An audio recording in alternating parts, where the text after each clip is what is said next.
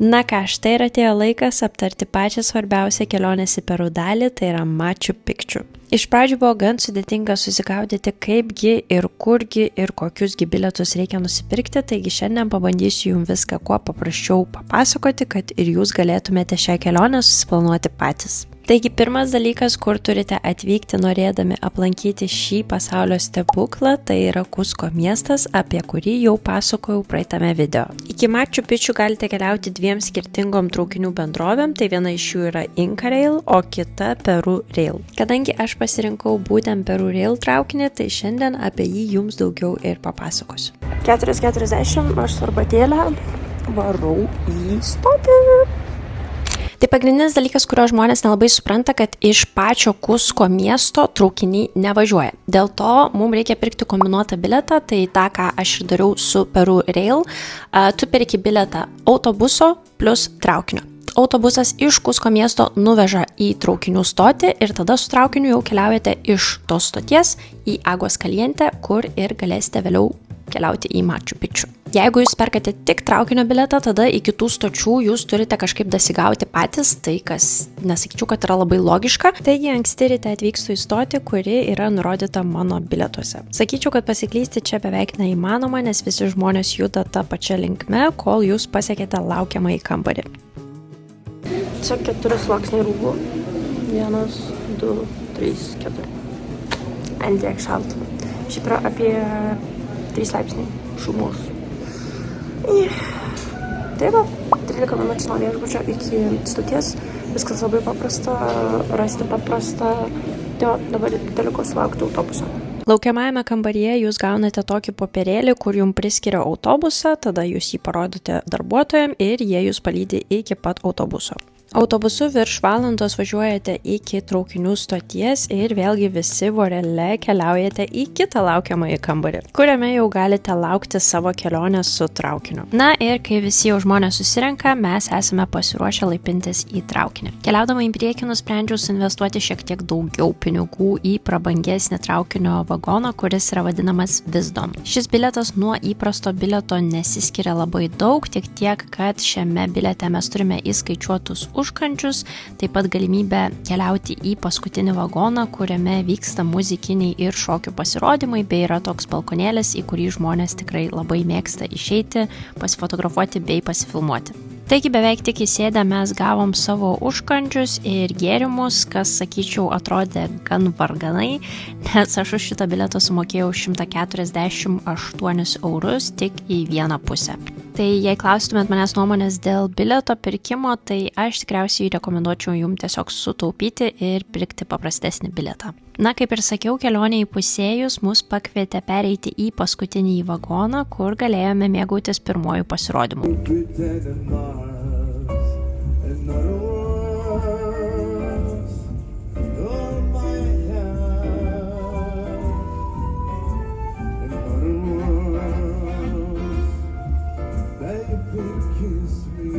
Na, tikėkimės, YouTube'as neprisikabins dėl autorinių teisių, bet mes turėjome tikrai labai gražų muzikinį pasirodymą ir galimybę išeiti į balkonėlį, iš kurio galima buvo matyti šios vaizdus. Po pirmojo pasirodymo grįžome atgal į savo vietas, praėjo gal maždaug pusvalandis ar valanda ir mes ir vėl buvome pakviesti į paskutinį vagoną antram pasirodymui.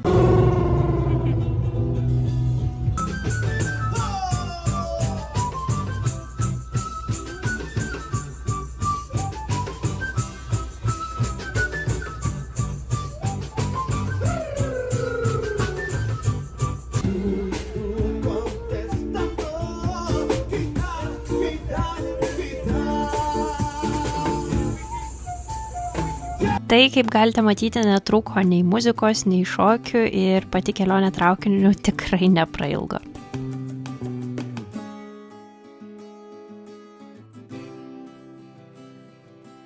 Pradžioje labai jaudinausi, kad man nepasisekė su oru, nes rytas buvo labai apsiniaukęs, bet kuo arčiau buvome Aguas Caliente miestelio, tuo saulytė švietė vis labiau. Na ir štai pagaliau po daugiau nei 3 valandų kelionės traukiniu mes pasiekėme garsųjį miestą, iš kurio vyksta kelionės į Machu Picchu ir tai yra Aguas Calientes miestelis. Ir aš žinau, kad kamera čia tikrai neperteikia viso to nuostabaus vaizdo, bet aš absoliučiai visiškai nei kiek neperdedu, kad tai yra pats mieliausias, pats gražiausias ir pats nuostabiausias miestas, kokiame aš esu buvusi, nes jis realiai tikrai atrodo kaip iš pasakos.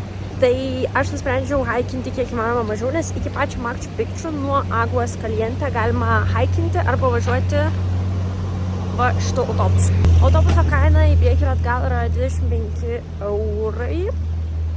Tai, žodžiu, padarau visą, kad būtų kiek įmanoma mažiau haiko. Nes irgi girdėjau iš kitų žmonių, kad tas pats haikas gan sudėtingas dėl to, kad jis yra žiauriai status. Tai va, ką aš dar jums turėjau pasakyti, dabar pasivaikščiosiu po Aguas Caliente. Ir iš tikrųjų, kai žmonės sakė, kad Aguas Caliente miestelis yra nerealus, vos net dar įspūdingesnis negu pats Machu Picchu, tai dabar aš suprantu, nes šiaip viskas atrodo žiauriai gražiai. Šiaip asmeniškai aš rekomenduočiau nusipirkti bilietus Machu Picchu iš anksto ir taip labai stipriai iš anksto. Nebent jūs norite rizikuoti ir atvykti čia dieną prieš ir tada nuo pat ankstyvo ryto laukti eilėje, bet tavasme belio kokio dydžio eilėje ir bilietus gauna tik 1000 žmonių ir jūs negalėsite pasirinkti, kokio jūs ten bilieto norit, nes, gal ir galėsite, jeigu bus likę, bet šiaip, tikimybė, kad jūs gausite to, kurio norit, pavyzdžiui, populiariausia, tai minimali. Tiesiog visi nori to vieno bilieto. Tai aš tai siūlyčiau pirkti per Get Your Guide. Kaina yra didesnė, dabar nesu tikra, manos, kad čia perkant yra gal 40 eurų, per Get Your Guide yra 70 eurų, bet tada jūs atvykę čia jau 100% turėsit bilietą. Nes, pavyzdžiui, man šiek tiek keista, kad žmonės perka nesveikai brangų traukinio bilietą arba haikina, bet jie nėra tikri, kad jie pamatys Machu Picchu. Tai išleidžia belekiek, bet pataupo bilietui. Žodžiu keista. Į Aguas Caliente miestelį atvykau iš vakaro, kad kitą dieną galėčiau ramiai keliauti į patį Machu Picchu, taigi pirmąją dieną turėjau susirasti, kągi nuveikti pačiame mieste. Žemėlapyje pastebėjau, kad maždaug 15 minučių ėjimo nuo miesto yra Drugelių sodas, tai būtent į jį ir nukeliavau. Čia buvo galima daugiau sužinoti apie drugelius ir pamatyti juos visose vystymosi fazėse. Tai yra kiaušinėlius, vikšrus, lėliukės ir suaugusius drugelius. Pasirodo, kad daugeliu tropinių drugelių lėliukės yra lyg pagamintos iš aukso, taigi mes turėjome galimybę pamatyti ir tai. Na, o trumpos ekskursijos pabaigoje buvome įleisti į milžinišką aptvarą, kur galėjome pasimėgauti šimtais didžiausių ir gražiausių drugelių. Nežinau, 20 solių, 5 eurai už 15 minučių. Tiesiog Aguas Caliente nėra, kad padusau, nėra, kad bus daug veiklų.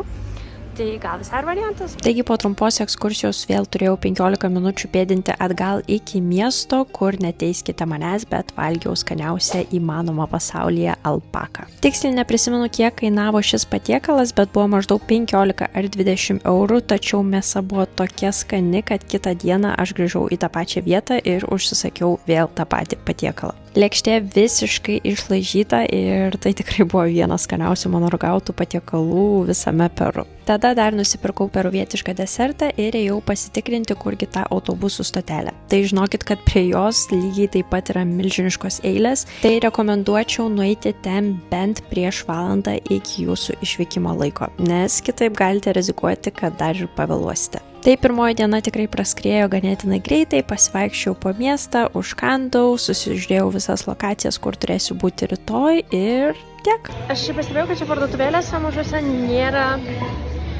ką pavalgyti, pavyzdžiui, nėra sumuštinių. Jeigu nori įsivežti į dienos ekskursiją alaus, yra maisto, nereikia.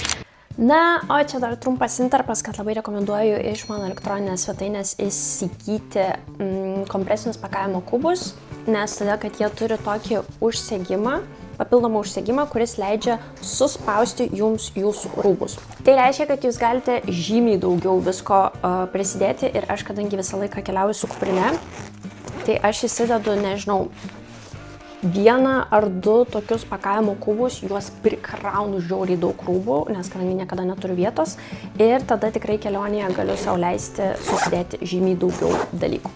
Tai čia taip atrodo tas vienas pakavimo kubas. Pirkdami komplektą juos gausite visus 4, tai manau, kad tikrai apsimoka ir tikrai reikalingas dalykas jūsų kelionėms.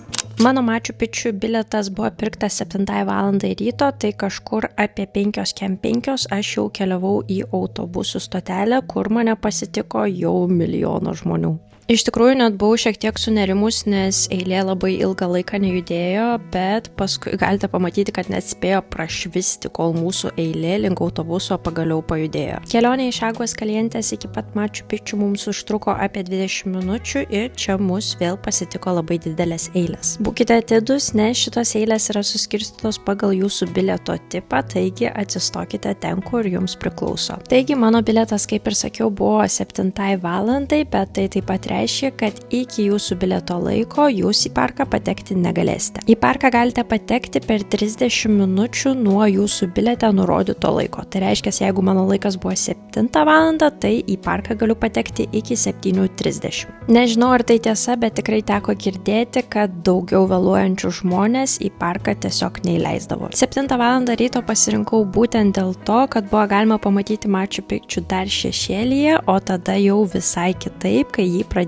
apšviesti saulė. Taigi bilietai turi 3 pagrindinius maršrutus, nuo 1 iki 3. Trečias tai yra žemutinis aukštas, antras yra vidurinysis ir pirmas pats aukščiausias. Aš pasirinkau patį populiariausią antrąjį maršrutą, tik žinokit, kad jis yra gan greitai išperkamas. Tai jei planuojate pirkti bilietus ir keliauti į Peru būtent per sausąjį laikotarpį, tai yra mūsų vasarą, tai rekomenduočiau bilietus pradėti pirkti gal net prieš 3 mėnesius.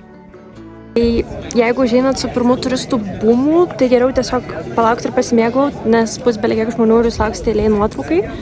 O dabar visai prastuštėja, tai tikrai įmanoma nusifotografuoti. Ten viršuje matote pirmąjį maršrutą, tai dažniausiai jei turistams nepasiseka įsigyti antrojo, jie pasirenka šį. Iš esmės maršrutai nesikerta, tai jeigu jūs galvojate, kad galėsite nusipirkti vieną maršrutą ir tada kažkur viduryje pasikeisti į kitą maršrutą, tai taip tikrai nebus. Tai tikrai manau, kad antrasis maršrutas yra pats patogiausias, nes galima matyti vaizdus tiek nuo viršutinės terasos, tiek nusileisti į pagrindinę archeologinę zoną, pamatyti miesto griuvėsius ir šiaip visus pagrindinius dalykus, ką reikia išsinešti iš Machu Picchu kelionės. Tikrai labai rekomenduoju užsisakyti ir gidą, tai galite padaryti per Get Your Guide, jeigu ten pirksite Machu Picchu bilietą, taip dariau aš, bet taip pat ir atvykę į Aguas Kalientė miestelį, ten galite susirasti tiesiog labai daug gatvėje vaikštančių gidų, kurie taip reklamuoja save ir siūlosi pravesti ekskursiją keliaujant į Machu Picchu. Jeigu jūsų nedomina paprastas pasivaikščiojimas, tai žinokite, kad dar galite įsigyti atskirą bilietą už kažkur 60 €, kur galėsite įkopti į Machu Picchu kalną. Na, bet aš apsiribojau tiesiog paprastu pasivaikščiojimu ir man to pilnai užteko. Šiaip bilietas yra skirtas 3 valandų pasivaikščiojimui, bet aš nežinau, nemačiau, kad kažkas būtų tikrai tikrinęs ar žiūrėjęs, kiek žmonės vaikšto po teritoriją, tačiau pasakyčiau, kad ten net nėra tiek daug ką veikti, tai manau, kad maždaug po 2,5 valandos jūs tiesiog patys jau būsite viską apėję ir norėsite keliauti atgal. Taigi čia aš grįžtu į pradžios tašką, sėdu vėl į tą patį autobusiuką ir grįžtu į Aguas Kalientės miestelį. Tai tikriausiai jau kaip ir minėjau, kad šiaip Aguas Kalientė mieste nėra labai daug veiklos. Tai ką čia galite dar nuveikti? Galite nueiti į tą muziejų, kur buvau drugelių. Galite nueiti į karštąsias versmes. Bet merginos, su kuria aš susipažinau ir nuėjo vakar susimokėjo, sakė, purvina ir vanduo smirda. Tai gal ne. Dar galite nueiti pamatyti vieną krioklį. Labai vidutinišką, už kurį reikia susimokėti įėjimą ir dar prie pat krioklio dar papildomai reikia susimokėti. Tai nežinau, aš kadangi kroklių pakankamai mačius, tai irgi skirpinsiu. Tiesiog dar turiu šiek tiek laiko šitam mieste, tai tiesiog pasivaikščiosiu, ramiai pabūsiu, išgersiu kavos, kažką suvalgysiu ir tik išsiaiškinam keletą dalykų. Trečia diena, kai keliuosi apie 4:30 ryto ir aš suvokiu, kaip stipriai mane veikia nedamiegojimas. Ir nors vakar jau miegoti pakankamai anksti, Jau ta 3-4 diena to kelimosi mane žiauriai veikia.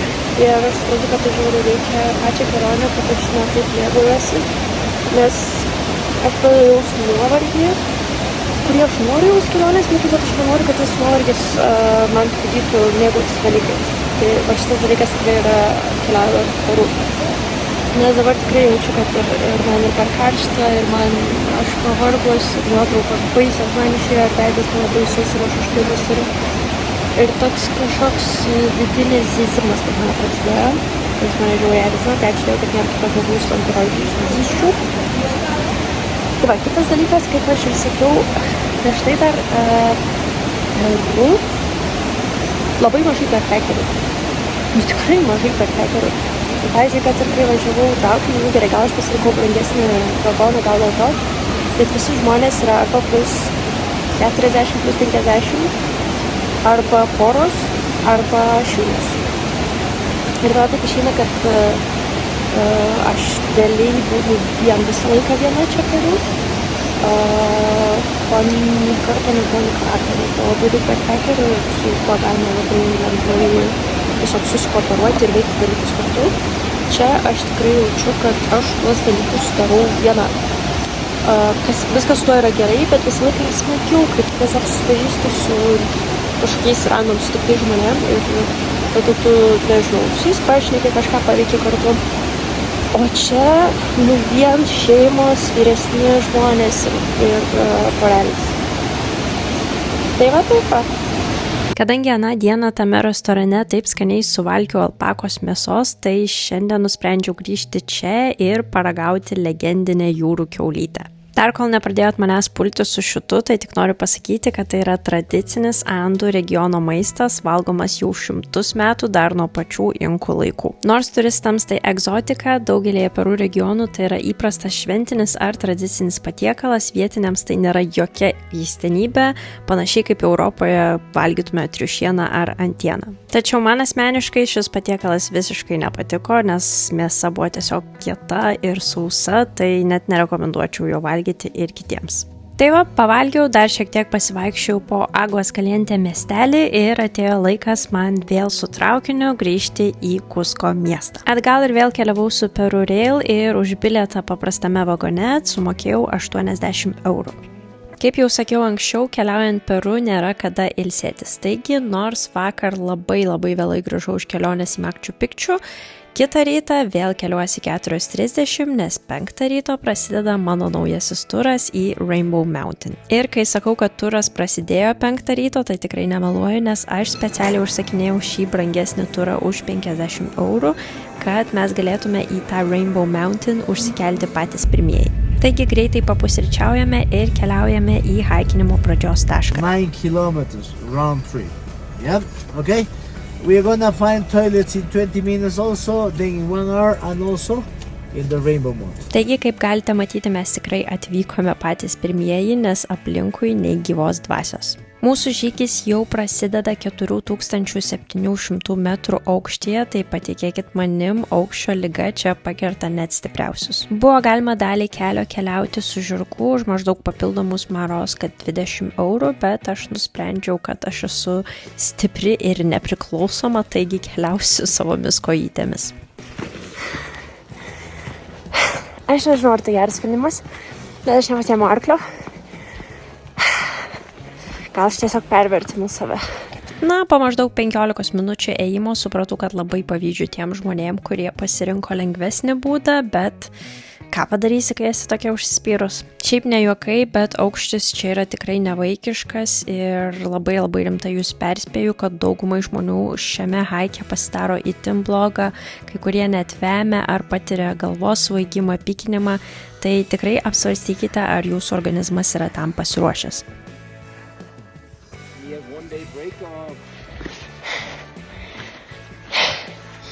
Kai kartais gyvenime būna sunku, o tokiais momentais aš prisimenu Rinženį ir turiu savo priminti, kad nieko gyvenime nebus sunkiau negu Rinženis. Aš 100% įsitikinus. Na, Labai abejoju, nes tikrai dar turiu gan didelių kelionių planų, tai pasižiūrėsim, ar dar tikrai nebus nieko sunkesnio negu Rinženis. Bet šitas haikas buvo gan sudėtingas, bet vien tik dėl aukščio ligos. Na ir štai pasiekus viršūnę mūsų laukia tokie vaizdai, o aplinkui ganėsi gan daug alpakų, su kuriomis buvo galima nusifotografuoti, sumokėjus moterims po keletą solių. Na, aš tai kaip ir žinojau, bet tas Rainbow Mountain tikrai nėra toks ryškiaspalvis gyvai, kaip kad atrodo nuotraukose. Tačiau tikrai labai sunku suvokti, kad šios spalvos nėra dirbtinės, jos susiformavo natūraliai per milijonus metų dėl skirtingų mineralų sluoksnių uolienose. Raudona susiformavo iš geležies oksidų, geltona spalva iš geležies sulfatų, žalia iš vario junginių, balta iš kvarco, ruda iš molio geležies ir magnio mišinių. Pamatę Rainbow Mountain toliau galėjome spręsti, ar norime dar sumokėti 30 papildomų solių ir pamatyti Red Valley. Taigi nuo čia dalis žmonių nusprendė keliauti atgal į autobusiuką, o kita dalis primokėti ir pamatyti dar vieną lankytiną objektą. Jei klaustumėt mano nuomonės, tai man asmeniškai Red Valley buvo žymiai įspūdingesnis ir ten buvo žymiai mažiau žmonių, tai dėl to būtinai rekomenduočiau jį aplankyti šitos kelionės metu. The guys from the Red Valley, they saw one puma eating llama down there. Yes, in the afternoon, like 5 p.m.